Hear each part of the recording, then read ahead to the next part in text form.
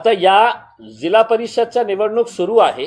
एक उदाहरण म्हणून आपल्याला सांगतो की जे पंचायत समितीचे माझ्याकडे जिल्हा परिषदचे आम्ही 6 सीट्स लढत आहे आणि पंचायत समितीचे आम्ही 15 सीट्स लढत आहे.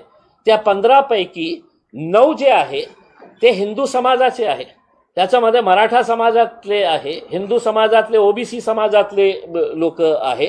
त्यांना आम्ही तिकीट दिलेले आहे. लाईनमध्ये उभे राहून ते आमच्या तिकीट मागत होते.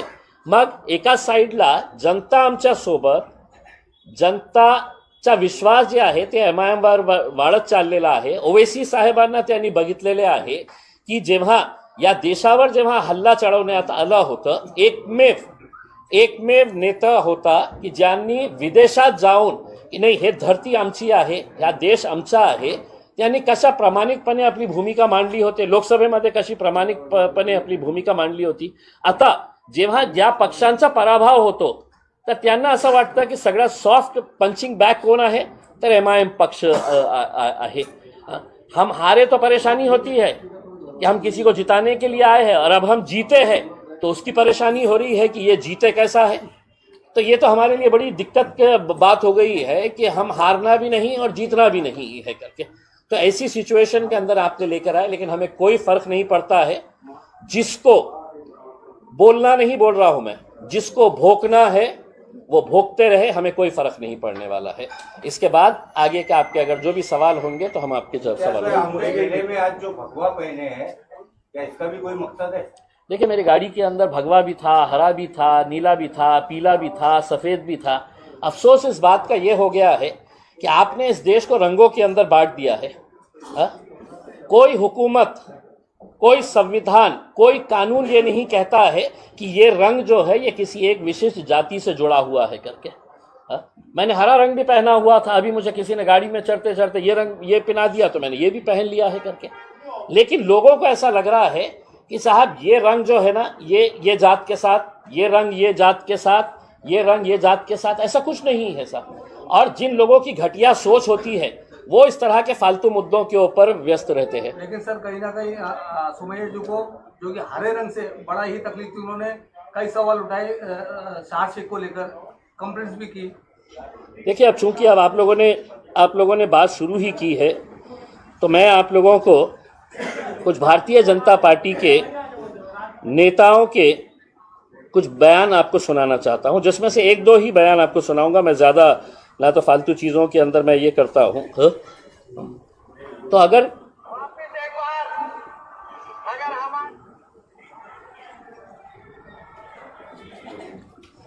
समझते हैं ना, वो भाषा में धमकी लेके जा रहा हूँ. हमारे रामगिरी महाराज के खिलाफ अगर कुछ भी मस्ती तुम लोगों ने किससे भी की, हमारे मस्जिदों के अंदर आके कम के मारेंगे, इतना ध्यान रखो. तुम्हारे मस्जिदों के अंदर आकर घुसकर तुम्हें मारेंगे. मैं अब मुंब्रा की पुलिस से एक सवाल करने के लिए आया हूं. इसको नोटिस दिए थे आपने? हर रोज अहमदनगर का एक MLA अजीत पवार की पार्टी का मुसलमानों के खिलाफ जहर उगलता है. भाजपा की एक महिला है, हर रोज मुसलमानों के बारे में जहर उगलती है. कितने लोगों को आपने नोटिस दिए हैं, मुझे ये बताइए. क्या कानून इनके लिए अलग है? क्या कानून हमारे लिए अलग है? सिर्फ एक तोतला आके यहां पर खड़ा हो जाएगा 2-5 लोगों को लेकर. तो मैं मुंब्रा पुलिस को ये कहना चाहता हूं, अगर ये तोतला जितने लोग तुम्हारे पुलिस स्टेशन में लेकर आया उससे 10 गुना लोग हैं तो मैं तुम्हारे पुलिस स्टेशन में लेकर आ सकता हूं. हमें कोई इसका है तो राजनीतिक कोई खेल नहीं खेलना है. हम जीत कर आए हैं, हमारी जिम्मेदारी बड़ी है. हम सभी जात, धर्म और मजहब के लोगों को साथ में लेकर चलना चाहते हैं. लेकिन एक बच्ची के बयान के ऊपर आप इतना बड़ा बवाल मचा दे रहे हैं. देश भर में है तो डिबेट चल रहा है, यानी कि देश भर के अंदर और कोई मुद्दा बचा ही नहीं है करके. और वो आके कहते हैं कि नहीं साहब हमने है तो कंप्लेन दे डाले है, एक्शन लेना. किस कानून के तहत एक्शन लेना है? मैं उस तोतले से पूछता हूं, बताओ मुझे कौन से कानून के तहत. मैं मुंब्रा की पुलिस से ये सवाल करने के लिए आया हूं, कौन से कानून के तहत तुमने है तो ये नोटिस दिए है हमारी बच्ची को? क्या हुकूमत, एक सुनिए, पहले हुकूमत आपकी है तो क्या मतलब यह है कि कानून आपके हिसाब से चलेगा? किस सेक्शन के अंडर में है तो आपने ये दिए है उसमें? क्या ऐसा आपको ये लगा है? ये इनके भारतीय जनता पार्टी के पिल्ले रोज है तो मस्जिदों में घुस के मारेंगे, पाकिस्तान चले जाओ, तुम्हारे बाप का सूरत तक तुम देख नहीं पाएंगे करके ये इस तरह के बयान देने वाले महाराष्ट्र की पुलिस क्या इन लोगों की गुलाम हो चुकी है? मुंब्रा की पुलिस इतनी डरती है कि ये 4-6 चिल्लर लोग आ जाते हैं और है तो आप नोटिस इशू कर देते हैं करके। किस बुनियाद के ऊपर आपने नोटिस इशू किए हैं करके? और मैं एक मर्तबा आप सुन लीजिएगा, हमारी ये जो बच्ची चुनकर आई है शहर, उसके स्टेटमेंट से हम कतई किनारा नहीं कर रहे हैं, बिल्कुल नहीं कर रहे हैं।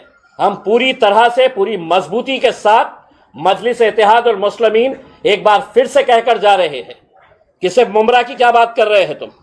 आने वाले वक्त के अंदर हम महाराष्ट्र के अंदर हम अच्छा खासा हरे रंग को फैलाएंगे। सुनिए सुनिए सुनिए, ये प्रेस कॉन्फ्रेंस है, इसमें आप कोई भाषण नहीं दे रहे। ये सुनिए, ये देवेंद्र फडणवीस की फोटो है, ये सुनिए, हटाओ उनको। ये देवेंद्र फडणवीस की फोटो है, औरंगाबाद के अंदर हर चौराहे के ऊपर लगाई गई है। क्या लिखा है उसके ऊपर? छत्रपती संभाजीनगर ने भगव्याची शान राखली। तुमच्यासाठी भगव्याची शान राखली आणि आमची मुली जेव्हा हे म्हणतं की नाही आम्ही हिरवा रंग मुंब्र्यामध्ये हे करणार आहे, तर इतकं वाईट कि उसके ऊपर आप है तो डराने धमकाने नोटिसेस इशू करने की बात कर रहे हैं करके। अब मैं आपके जरिए ये तोतले को बोल रहा हूं कि तुमने इस बच्ची के, छोटी बच्ची है, पहली मर्तबा जीत कर आई है, उसका जोश है, लेकिन मैं अगर बोल के जा रहा हूं, अब तुझे चैलेंज कर रहा हूं मैं कि मेरे खिलाफ तू क्या कार्रवाई कर सकता है, क्योंकि कायदे कानून हमको भी अच्छी तरीके से समझ में आते हैं। हम कोई डर के दब के झुक के है तो ये करने वाले हैं, ऐसा नहीं है। और मैं एक बार फिर से ये बताना चाहता हूं, अगर तुम्हारी भारतीय जनता पार्टी की हुकूमत है महाराष्ट्र के अंदर और तुम ये समझ रहे हम कुछ भी करेंगे, मुंब्रा के अंदर अगर दोबारा ये तोतला यहां पर आया तो एक बात समझ लेने का, मैं दोबारा यहां पर आऊंगा और भरे चौराहे के ऊपर बड़ा स्क्रीन लगवाकर उसकी जो ब्लू फिल्म है, मैं है तो वो फिल्म है तो भरे चौराहे के ऊपर दिखाऊंगा। तुम हमको सिखा रहे हो, तुम्हारा खुद का चरित्र क्या है तुम देखिएगा। और तुम ये समझ रहे होंगे कि भाई मैं आऊंगा, आके है तो यहां पर पुलिस वालों के ऊपर दबाव देकर चला जाऊंगा करके। तो इनकी पार्टी गुंडे और मवालियों से भरी पड़ी हुई है। पुलिस अगर इनको कंट्रोल नहीं कर सक रही है तो आप हमारे ऊपर दबाव डालेंगे कि नहीं साहब ये आया था, कौन है, उसका वजूद क्या है, क्या है क्या ये? पोलिसांनी आज स्टेटमेंट जारी केले की त्यांनी त्यांच्या वक्तव्याची माफी मागितली, म्हणून माफी मागितली गेली आहे की नाही तो स्पष्टीकरण आलेलं नाही। देखिए, इस बच्ची के ऊपर जिस तरीके से, उनके परिवार के ऊपर जिस तरीके से प्रेशर लाया जा रहा था, उसमें हमने कहीं पर भी आज हमने मीटिंग लेकर ये कहा है कि देखिए हमारी जीत हुई है, हमें लोगों ने है तो आवाम ने है तो कबूल किया है, एक्सेप्ट किया है। हमारे अंदर ह्यूमिलिटी होनी चाहिए, हमने लोगों का धन्यवाद अदा करना चाहिए, हमने लोगों के अंदर एक पैगाम देना चाहिए कि साहब इतने सारे लोगों ने हमको वोट दिया है, अब हम मुंब्रा के विकास के लिए आगे बढ़ना चाहते हैं। मुंब्रा का विकास करते वक्त जब हम सड़क की बात कर रहे हैं तो सड़क के ऊपर कोई एक जाति के लोग नहीं चलने वाले हैं। जब हम कचरा उठाने वाले हैं तो वो कचरे की बदबू सिर्फ एक समाज को सताती है, दूसरे समाज को सताती है, ऐसा नहीं है। ड्रेनेज अगर है, इंफ्रास्ट्रक्चर अगर नहीं है, तो ये सब चीज़ें जो है हम मुंब्रा के विकास के लिए, लेकिन सारे लोगों को तकलीफ इस बात की सता रही थी कि एमआईएम 125 सीटें कैसा जीत गई, गोवंडी के अंदर है तो हमने मुंबई में 8 सीटें कैसा जीत गए हैं, मुंब्रा के अंदर हमने 5 सीटें कैसा जीत गए हैं करके। भाई आप लोगों की ये जिम्मेदारी थी कि एक यंग लड़की, पढ़ी लिखी, हाईली एजुकेटेड बच्ची, जिसको कितने दिन सताया गया है उसके परिवार वालों को कि हम टिकट दे रहे, अभी दे रहे, सुबह दे रहे, रात में दे रहे, आधी रात को दे रहे हैं करके उसमें मेहनत करे, रास्ते के ऊपर आए, लड़े झगड़े, उसके ऊपर पुलिस नोटिस दे रही है। और नोटिस देकर हमने कल साफ कर दिया था, मैंने खुद ने, मेरे पार्टी के अध्यक्ष बैरिस्टर असदुद्दीन अवैसी साहब ने, हमने अपने तौर के ऊपर यह फैसला किया था कि शहर ने जो भी स्टेटमेंट दी है वो पार्टी का स्टेटमेंट है, पार्टी उसके साथ पूरी तरीके से खड़ी हुई है करके उसमें। लेकिन अगर तुम लोकल लेवल के ऊपर कि पुलिस वाले आने वाले हैं, पुलिस वाले आके उठा के लेके जाएंगे, ये करेंगे करके उसके अंदर, तो आज ये स्टेटमेंट शहर का खत्म हो चुका है।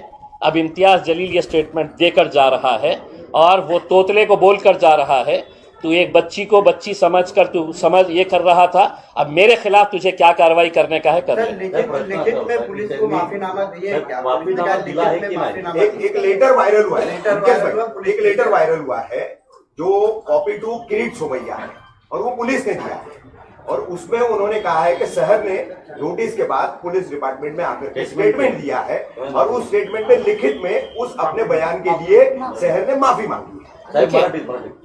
काय हे की शहरला आम्ही प्रश्न विचारलो होतो याच्या बाबतीत आणि तिला स्पष्टपणे आम्ही सांगितलं होतं की कोणत्याही प्रकारे आपल्याला माफी मागायची नाही आहे। आणि तिला जे स्टेटमेंट त्यांनी दिलेली आहे त्यांनी स्पष्टपणे दिलेली आहे की मुंबईला हिरवा करायचं आहे, मुंब्राला सॉरी, जशा गिरीश महाजन नाशिकला सगळं हिरवं जे होतं ना ते कापण्याची तयारी करत होते ते। गिरीश महाजन को है तो नासिक से है तो हिरवा चाहिए ही नहीं था। पूरी के पूरा नासिक एक साथ आ गया है कि नहीं, बोला साहब हमको हिरवा बचाने का है करके, हरियाली बचाने का है करके उसमें। आप इसको इस नज़रिए से क्यों नहीं देख रहे हैं कि 26 जनवरी आने वाला है और शहर ने अपनी यंग टीम के साथ ये फैसला किया था कि हम मुंब्रा के अंदर हरियाली ही हरियाली लगाएंगे करके, मुंबई को हरा भरा कर देंगे करके। और ये तो सिर्फ मुंब्रा को हरा भरा करने की बात कर रहे हैं, हम तो देश को हरा भरा करने की बात कर रहे हैं करके। आपको हरा ऐसा लग गया कि ये तो कोई तो भी आतंकी शब्द है, ये तो एक कोई तो भी दहशतगर्दी का कोई तो भी एक शब्द का इस्तेमाल किया गया है करके उसमें। क्या हुआ? देवेंद्र फडणवीस अपना होर्डिंग लगाकर अगर ये कह मैया का वीडियो भिजाऊं मैं, तो आप ये इस बच्ची के ऊपर, उनके परिवार वालों के ऊपर जितना प्रेशर लेकर आ रहे हैं, अब अगर ये बच्ची को ऐसा लगता है कि मेरे ऊपर बहुत ज्यादा प्रेशर आया है, मेरे काम का फोकस हट रहा है, इतने ज्यादा हेट मैसेज सोशल मीडिया के ऊपर उसके खिलाफ ये किया जा रहा है एज इफ कोई एक नया टेररिस्ट इस देश के अंदर आ गया है करके। भाई हरे रंग का उन्होंने भगवे रंग का बोले है करके। इस देश के अंदर एक नचनिया है, सुनिए, हर दूसरे दिन मुसलमानों पाकिस्तान चले जाओ करके, क्यों? उसके जहेज में आया था हिंदुस्तान। आप बोलते रहेंगे और हम खामोश रहना, ये अगर आप उम्मीद कर रहे हैं तो हमारी एक बच्ची अभी नई नई राजनीति के अंदर आई है, आप उसको दबा सकते हैं, लेकिन हम उसके साथ पूरी तरीके से खड़े हुए हैं और जो जिस लहजे के अंदर सवाल करेगा उसी लहजे के अंदर हम उसको जवाब देंगे। सर, इस मामले में आपकी सीनियर, जब ये मामला आप सुने नोटिस का और उसके ऊपर दबाव बनाने का, तो आपने यहाँ के सीनियर डीसीपी कमिश्नर से आपने बात किया कि आप किस बात की नोटिस? मैंने किसी से भी, किसी पुलिस अधिकारी से बात नहीं किया मैंने, और मैं समझा नहीं जरूरी कि इन लोगों से बात करना करके। तो हमने नोटिस दिए थे, हम उस नोटिस को है तो सुप्रीम कोर्ट तक लेके जाने की हमारी तैयारी थी। इम्तियाज भाई, आप भी राजनीति में आने से पहले पत्रकार, ऐसे ही सवाल आप भी किया करते थे। शहर के स्टेटमेंट में कौन सा पार्ट आपको ऑब्जेक्शनेबल लगा? कोई भी नहीं, इसीलिए तो मैं बोल के जा रहा हूँ ना। शहर ने तो सिर्फ मुंब्रा के बारे में बोली है कि मुंब्रा को हरा करना है, मैं तो पूरे देश को हरा करने की बात कर रहा हूँ, हरा भरा करने की बात कर रहा हूँ, देश में झाड़ लगाने की बात कर रहा हूँ, पेड़ पौधे लगाने की बात कर रहा हूँ। उन्होंने अगर झाड़ लगाने का वर्ड बोला होता तो माना जाता, जरूरी नहीं है, सिर्फ हरा बोला गया, तो लोगों का यही कमेंट है। नहीं, लोगों का नहीं है, कुछ फालतू लोगों का है, जिसको है तो अकल कम होती है ना, वो कुछ ना कुछ तो भी ढूंढते रहते हैं। डेप्यूटी सीएम एकनाथ शिंदे कह रहे हैं कि मुंडा तो बहुत छोटा है, थाने पूरा भगवा है, तो ये छोटे मोटे नेता छोटी मोटी बात क्या करके कर लेंगे, इस पर क्या कहेंगे? देखिए, एकनाथ शिंदे साहब कह रहे हैं भगवा पूरा थाना है करके, तो वो जायज़ है, वो जायज़ है, वो लीगल है, वो सब कानून के दायरे में बैठता है। और अगर मैं ये कह रहा हूँ कि मुमरा हरा है, मुमरा हरा भरा है, तो उसमें है तो पूरा कानून का उल्लंघन हो गया है और देश के अंदर कोई गंभीर मुद्दा बचा नहीं है। पिछले कितने दिन हो गए हैं, रोज सुबह दोपहर शाम रात, बस टीवी खोलो तो मुमरा हरा हिरवा, इसी के अलावा कोई दूसरा अहम मुद्दा बचा ही नहीं है। इम्तियाज भाई, अभी आप और एकनाथ शिंदे साहब हमको नहीं बताए। अगर एकनाथ शिंदे साहब के लिए अगर मैं मुंह खोला तो फिर मेरे हिसाब से उनके लिए भी तकलीफ हो जाएगी। अब हम चुनकर आए हैं, उनका भी साथ चाहिए, थाने के उन्होंने यहाँ के सर्वे सर्वा है उसमें, लेकिन उनको एक बात बता देना चाहता हूँ, भाजपा कब आपको उठाकर फेंकने वाली है, आप इंतजार करिए कितने दिन आप बचे हुए हैं। ऐसा दूध में से मक्खी निकालते हैं निकाल। इम्तियाज भाई, शहर की तरफ आते हैं, 5 नगर सेवक मिले इस चुनाव में आपकी पार्टी को, 5 से 25 बनाने की अगली रणनीति क्या होगी, किस तरीके से एमआईएम? देखिए, हमने अंदर बैठ के है तो यही बात किए है कि हमारे जो बाकी के जो एक पैनल 9,500 वोट एक ने लिया है, 9,000 9,500 लोग, इसका मतलब ये है कि 9,500 लोगों ने आपको अपना नेता कबूल किया है, मान लिया है करके। तो आपको लोगों के बीच में रहना है, लोगों के बीच में रह के आपको काम करना है, और यकीनन ये आंकड़ा बहुत बढ़ेगा और अच्छे तरीके से। और भी मुमरा के अंदर मजलिस कैसे फैल सकती है, देश में कैसे फैल सकती है, हरा भरा मजलिस को कैसा किया जा सकता है, हम करेंगे पूरी तरीके से। एकंदरीत तुमचे जेवढे कॅन्डिडेट होते त्यांनी एकंदरीत 70 ते 80,000 मतं घेतलेली आहे। येणाऱ्या विधानसभा निवडणुकीमध्ये याचा फटका जो आहे तो स्थानिक आमदार जे आहेत त्यांना बसू शकतो का? तुमच्या माध्यमातून कुठला कॅन्डिडेट जो आहे? आम्हाला काही देणं घेणं नाही, कोणाला फटका बसणार, कोणी टपकणार, कोणाचा काय होणार करके आम्ही आमच्या बाबतीत विचार करणार। आम्ही जिथे निवडून येऊ शकतो आम्ही त्या ताकदीने आम्ही इलेक्शन लढणार। आणि स्वाभाविक आहे, हजारोंच्या संख्येने जेव्हा लोक तुम्हाला मतदान करतं तो हवा बदल रही है, ये समजणार। प्रश्न त्याला थोडं बोलून सांगतो, कारण का आव्हाडांच्या विरोधामध्ये भाषणामध्ये वक्तव्य केली जात होती आणि त्यांचा ते आमदार गेले अनेक वर्ष ते आमदार आहेत, म्हणून त्यांना असं विचारलं की आता जी ताकद वाढली येणाऱ्या विधानसभामध्ये एमआयएम तिथे पूर्ण इथे आपला आमदार निवडून आणला। इच्छा तर आहे, खूप इच्छा आहे। आमदार काय खासदारकीचाही विचार, खासदारकीचाही विचार, दोनों का पूछना ऐसा है, खासदारकीचाही विचार करू शकतो। क्या है कि एक मर्तबा जीत हासिल होने के बाद आपके भी हौसले बुलंद होते हैं इसमें। आज तक हमारे पास जो नौजवान तबका था, यंगस्टर्स थे, वो मजलिस के साथ जुड़े। अब आज हमारे पास डॉक्टर आसिफ जैसे लोग हैं, के जैसे बिल्डर है, और भी अच्छे अच्छे लोग जो है वो आज मजलिस के साथ जुड़ रहे हैं। और समाजवादी पार्टी के बड़े बड़े नेता हमारे साथ, मन्नान भाई समाजवादी पार्टी के अध्यक्ष हैं। जितना मजलिस के जीतने की हमको खुशी थी, उतना ही अफसोस मुझे जाती तौर के ऊपर इस बात को लेकर है कि मुंबई में ये 2 सीट जीते कैसा करके। परंतु वो भी नाही। ज्यावेळी किरीट सोमय्या मुंब्रा पोलीस स्टेशनला आले त्यांनी असं सांगितलं की मुंब्रामध्ये राहणारे जे 20% हिंदू आहेत ते खतऱ्यामध्ये। शेर शेखींनी जे बयान दिला होता, तुमच्या पक्षातल्या कुठल्याही अध्यक्ष असो किंवा इतर नेत्यांनी मुंब्रा पोलिसांना भेट दिली नाही, त्यांनी जाब देखील विचारला नाही की मुंब्र्यातल्या 20% हिंदूंना आमच्या एका ज्या नेत्यांमध्ये वक्तव्य आलं त्यामुळे कुठे धोका नाही असं त्यांनी कुणी विचारलं।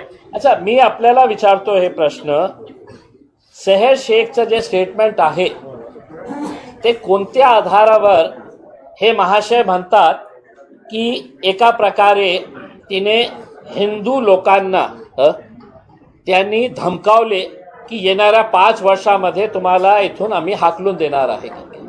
आम्ही असं म्हटलं असते, तिचं स्टेटमेंट असलं असतं तर एक हिंदू भाऊ आज आमच्या स्टेजवर सोबत आहे का नाही आहे? असं असलं असतं तर मुंबईमध्ये गोवंडीमध्ये आम्ही विजय ओबाडेला आमच्या पार्टीची पूर्ण जबाबदारी बॉम्बे म्युनिसिपल कॉर्पोरेशनमध्ये गट नेता म्हणून म्हणजे विजय ओबाडेला त्यांनी स्वीकारली असती. ते तर म्हटलं असतं की साहेब तुमची कॉर्पोरेटरने असं म्हटलेले आहे की आम्ही सगळं हिंदूंना. काही नाही आहे. त्यांना काय आहे की चीप पब्लिसिटी पाहिजे असतं. चीप पब्लिसिटीसाठी ते कोणत्याही खालच्या लेवलवर जातं. आणि भारतीय जनता पार्टीच्या काही नेत्यांना अशी सवय लागलेली आहे कि जहां पर भीड़ दिख गई वहां पे पहुंच जाओ. उनको मालूम है कि फुकट में मजलिस के नाम के ऊपर कुछ तो मिल जाएगा करके. तर त्याच्यामध्ये आमचे एक अमरावतीची एक बाई आहे. तिला एमआयएम शिवाय काही जमत नहीं. इम्तियाज भाई, लेकिन भारतीय जनता पार्टी से एक छोटा सा एक नेता बीजेपी वाले ही मांग कर रहे हैं क्या कि उसी को पार्टी से निकालो. किसको? आप जिक्र कर रहे हैं अमरावती वाली का. खुद बीजेपी वाले भी वहाँ के लोकल कार्यकर्ता जो है वो डिमांड कर रहे हैं कि उसको पार्टी से निकाला जाए. देखिए मैंने इसी उनका मनपा चुनावों के बाद. देखिए मैंने अभी उनका एक स्टेटमेंट सुना है कि इस देश के अंदर अगर रहना होगा तो सिर्फ भगवा और नीला चलेगा. इनको तो नीला भी नहीं चलता है साहब. वो तो जो भाजपा को नीला भी नहीं चलता है. पहले वो सोच रहे हैं कि हरे को निपटाए फिर नीले पे आए करके उसमें. उनकी षड्यंत्र उनकी साजिश यही है. लेकिन उनको ये नहीं मालूम है कि हरे को निपटाने के चक्कर के अंदर नीला भी हमारे साथ जुड़ा हुआ है करके. और अब भगवा भी हमारे साथ में आ गया है करके. क्योंकि धीरे धीरे लोगों को ये बात समझ में आ रही है. जिस एकनाथ शिंदे साहब का आप जिक्र कर रही है मैडम, एक खासदार, 5 आमदार, एक पालक मंत्री मेरे शहर के अंदर. हमने 33 सीटें जीते, वो 13 सीटें जीते. इसी को जोड़ के सवाल है कि बीएमसी चुनाव में 2 भाई साथ भी आए, उसमें से एक भाई की पार्टी आपसे भी कम सीट लेकर आई. क्या कहेंगे स्थिति पर, जिस तरह की भविष्य में स्थिति बन रही है? देखिए लोगों को समझ में आ रहा है कि राजनीति के अंदर कैसे घटिया घटिया खेल किए जा रहे हैं. जो एकनाथ शिंदे साहब है तो हमारे ऊपर उंगली उठा रहे हैं. आज हमारे पास अगर पैसा रहेगा तो हम भी हेलीकॉप्टर लेके जाके उनको गुवाहाटी टहला के लेके आ सकते हैं करके. ये इतना खुले तौर के ऊपर कोई बोलता नहीं है. हम बोलेंगे. आपकी इजाजत तो सिर्फ एक सवाल शहर से है इसी टॉपिक पर. आपके पार्टी ने जो स्टँड लिया साहेब, पण ज्या पद्धतीने किरीट सोमय्या यांनी मुंब्रा पोलिसांना भेट दिली त्याच्यात सांगितलं की शहर शेखने जे माफीनामा लिहून दिलेला आहे ते मला मान्य आहे. आता याच्या पुढे अरे तुम्ही आहे कोण? आणि त्यांनी असंही सांगितलं की राज्यामध्ये देवेंद्र फडणवीस यांची सरकार आहे, त्यामुळे कोणालाही घाबरायची गरज नाही असं त्यांनी म्हणाले. या माणसाला तू आहे कोण रे बाबा? काय आहे तो? कोणची कॉन्स्टिट्यूशनल पोस्टवर बसलेला आहे? कोणता अधिकार आहे तुम्हाला की आम्हाला मान्य आहे आम्ही पोलीस स्टेशनला गेलं? अरे आता मी जाऊ शकतो ना पोलीस स्टेशनला आणि बघायचं आहे का तर तोतल्याला की मी किती लोकांना घेऊन जाऊ शकतो? जाऊ शकतो ना बाबा. पण असं दाखवायचं की म्हणजे खूप महान आहे, खूप मोठा नेता आहे. अरे चिल्लर, आता आम्ही गिनतच नाही त्याला. म्हणजे माझ्यासाठी म्हणजे हे किरीट सोमय्या सारखे चिल्लर लोकांना मी मतलब भावच देत नाही आहे. त्यांचं काम काय राहिलेलं आहे? शहरामध्ये जायचं, तुमचा बद तिथे पेतात है अब पुलिस वाले परेशान हो जाते. साहब मेरे को एक पुलिस वाला बोला कि साहब वो उन्हें आता है, हमको इतनी प्रॉब्लम हो जाता है, उन्हें क्या बोलता है और हमको समझ में नहीं आता है. तो अब ये लोगों को क्या हो गया है कि इनको ऐसा लगता है कि हम एमआईएम के अगेंस्ट नहीं बोले तो हमको मीडिया वाले दिखाएंगे ही नहीं, मीडिया वाले हमारे पीछे आएंगे ही नहीं करके उसमें. तो एमआईएम के खिलाफ बोलते रहो तो मीडिया वाले बूम लेके घूमते रहेंगे उसमें.